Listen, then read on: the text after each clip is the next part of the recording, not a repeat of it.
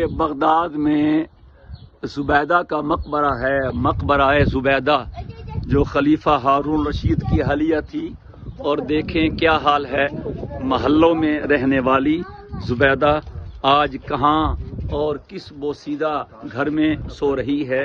اب یہ آئے ہیں دروازہ کھولنے کے لیے، اب ہم قبر کے اندر جا رہے ہیں، وہ اندر زبیدہ آرام کر رہی ہے۔ اللہ اکبر۔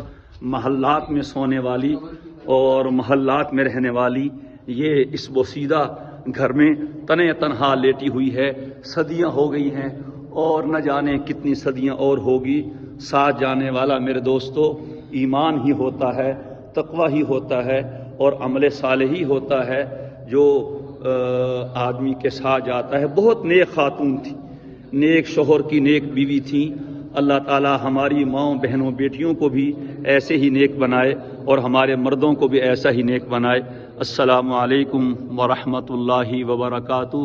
دیکھیے بوسیدگی اس قبر کی عمارت کی، کوئی پرسان حال نہیں ہے، کوئی دیکھنے والا نہیں ہے، کوئی جھاڑو دینے والا نہیں ہے۔